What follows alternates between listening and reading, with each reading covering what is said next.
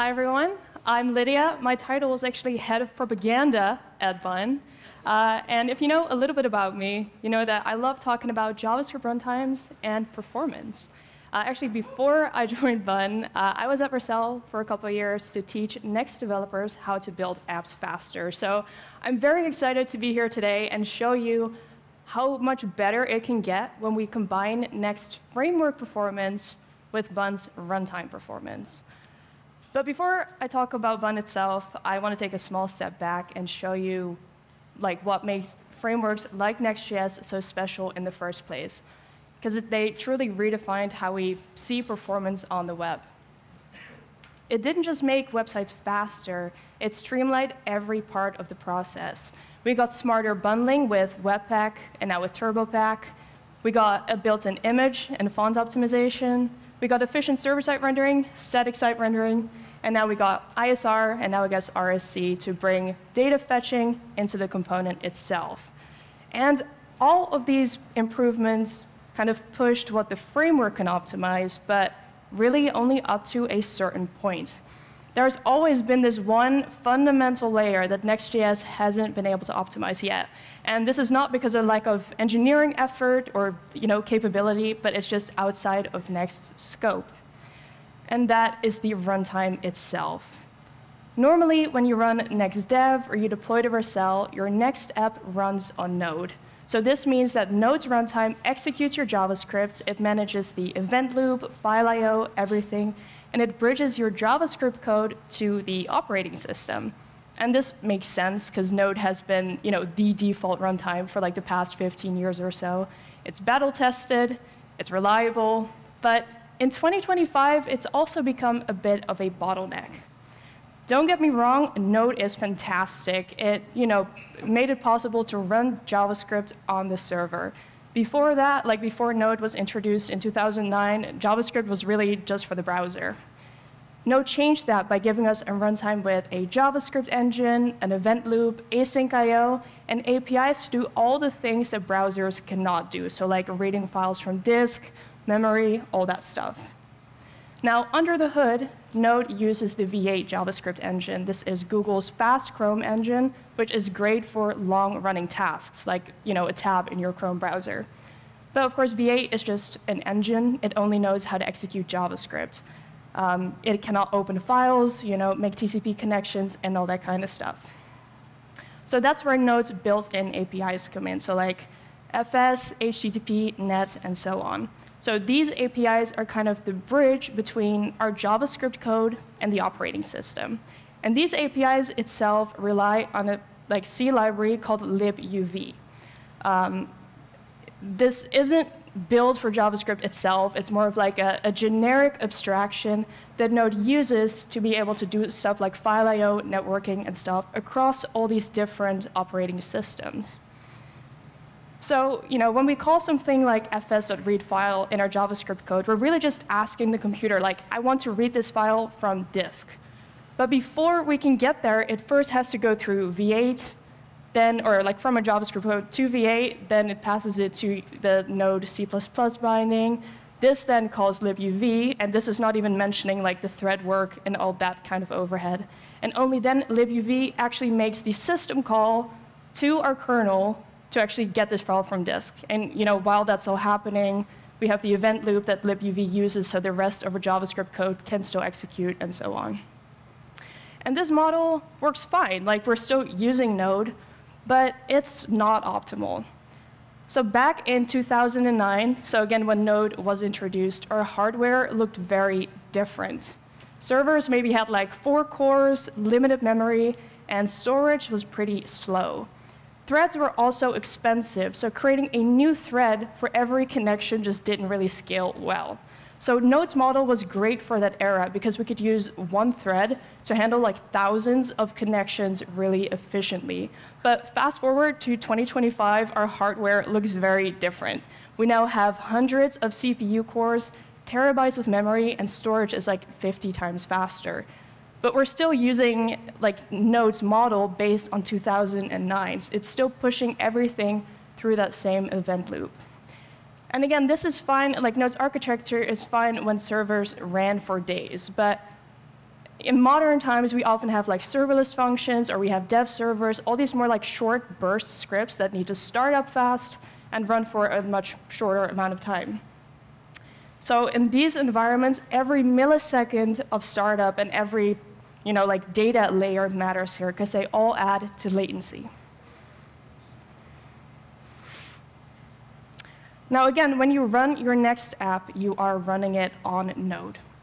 So this means that everything that your app does, so like rendering pages, serving assets, streaming responses, they all go through all these layers that we just saw. So from JavaScript to V8 to Node, all that kind of stuff.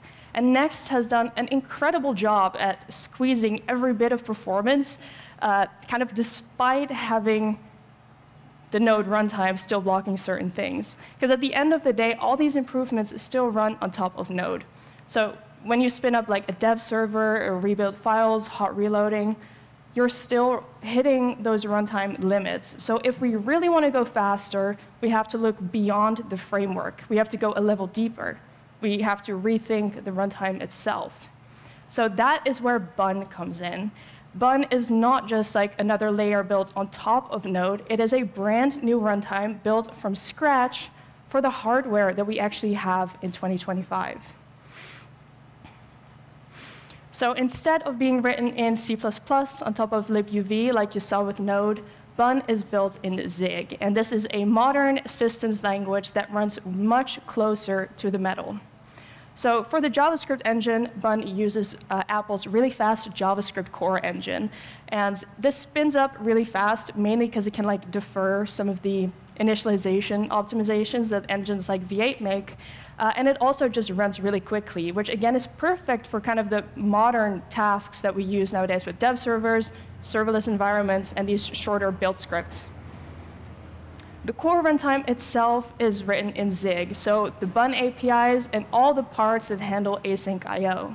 So where Node uses libuv for all of these async operations, so like file or like reading files, network requests, and so on, Bun can implement these as direct system calls to the operating system because it's written in Zig. Now, for network requests, we use usockets, so it's a bit different, but we're removing so many layers of abstraction by using Zig instead of libuv.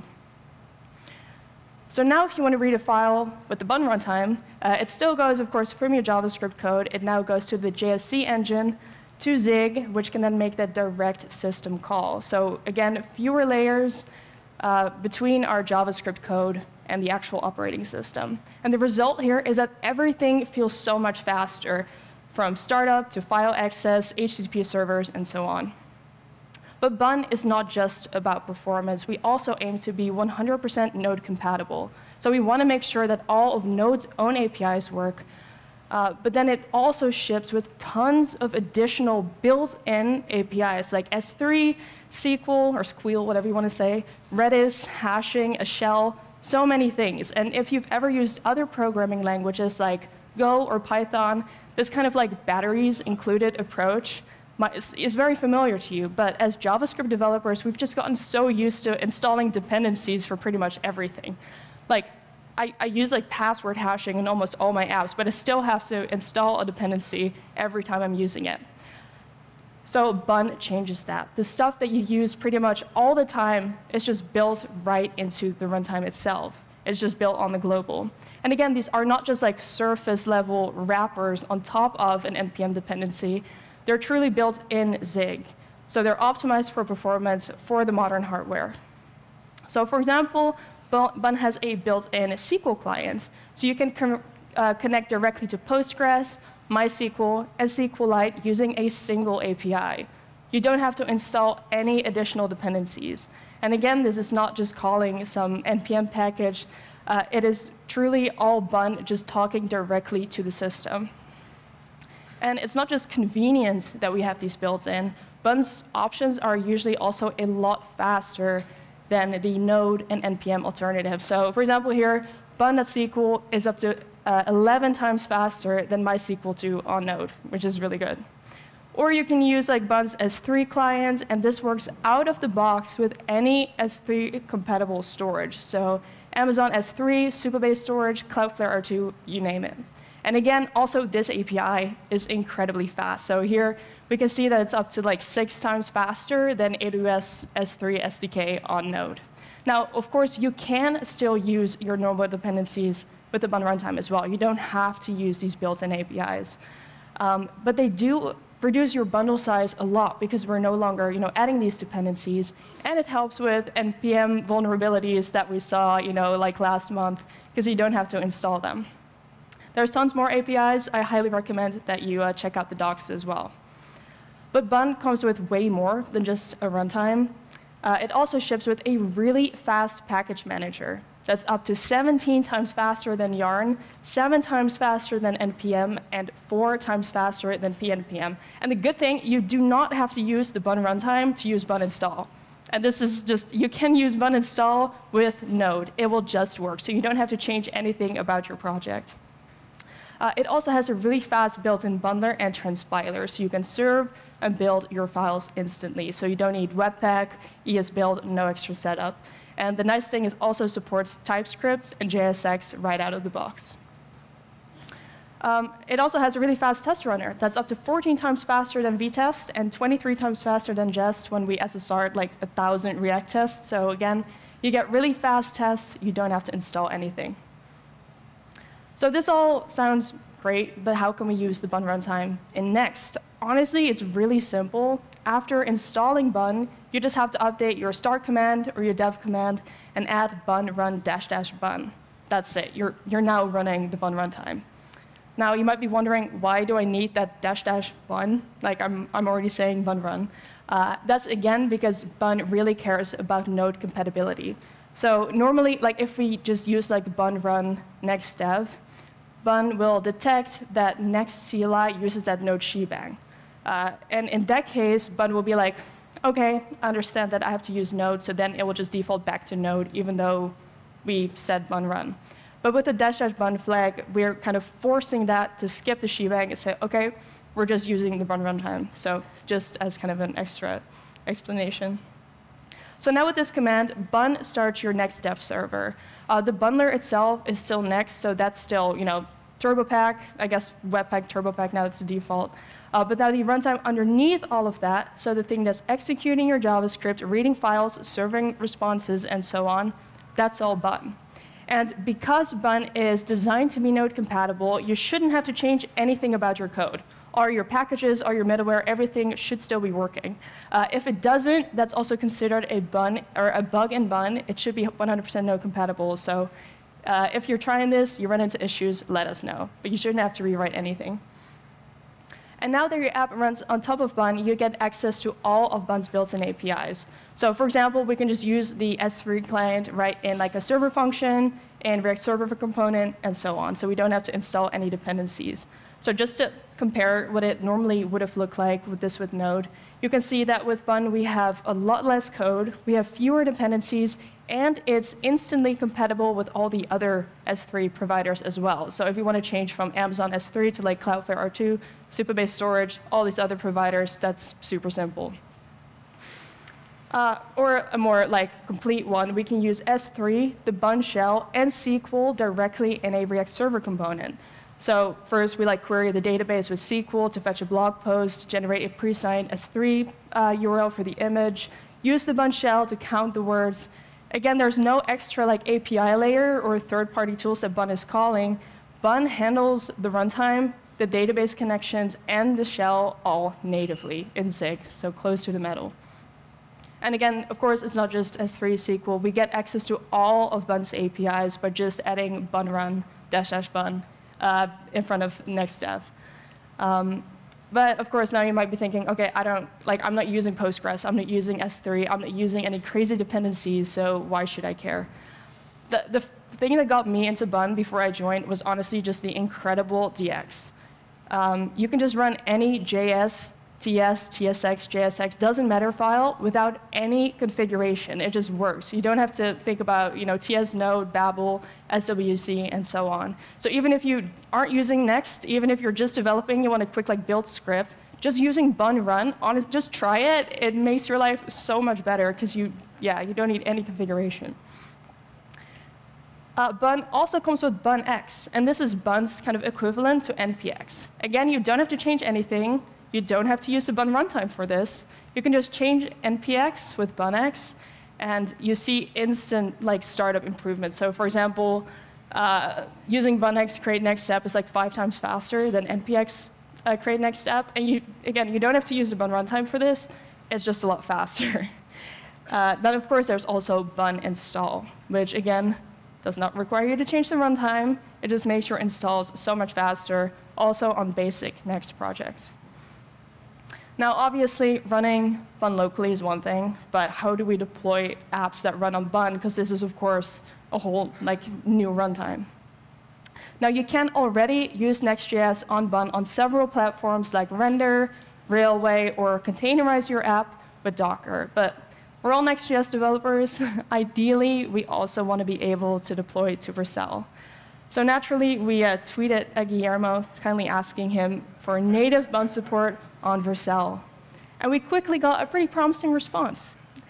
And then a couple weeks later, Bun support has been achieved, at least internally. So I'm very excited that native Bun support will come to Vercel very, very soon. And this means that you'll be able, yes. Applause goes to the great engineers at Vercel that made this possible. But this is very exciting because this means that we can now run Bun apps just as easy as any other Next project on Vercel. So also just a real-world example, I'm not sure if you can see it on the screen, but running a Hono API with Bun already saw a 30% drop or CPU drop by just running Bun on Vercel. This is, of course, a different framework. This is Hono API, but it's the same runtime benefits that you will get if this was a server function, RC, and so on, because Bun saves a lot in CPU and memory usage. Now, we, of course, don't have to wait for native Bun support to start using it in our apps. The simplest way is kind of to start using it or to adopt it incrementally. So first, I recommend just switch to Bun install. Changes nothing in your code base. This just uses Bun's really fast package manager.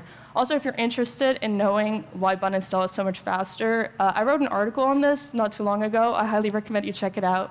It just explains, we're not just skipping steps or doing whatever. It kind of explains the systems engineering behind it that makes it so much faster. Now, after using Bun install, then try to use the Bun runtime. You can just use it locally with bun run -- bun. Test your app, see if everything works. It should. If it doesn't, let us know. And then lastly, you can kind of incrementally move to Bun's native APIs where it makes sense. You can, of course, still mix and match these NPM dependencies. But the best part is also that each step here is reversible. So if you did use one of Bun's native APIs and it didn't work, you can always just switch back to Node. But it's definitely worth checking out. Now, before I end this talk, I just want to say a really big thank you to the amazing team of engineers at Bun. Most people might know Jared, but there's an entire team behind Bun that works so hard every day to make Bun even faster, more stable, and so much more fun to use. They're truly pushing the limits of what's possible with JavaScript. So Next reimagined how we build for the web, but Bun reimagines what powers it. Thank you so much for coming to my talk, and I'm so excited to see what you'll be building with Bun and Next.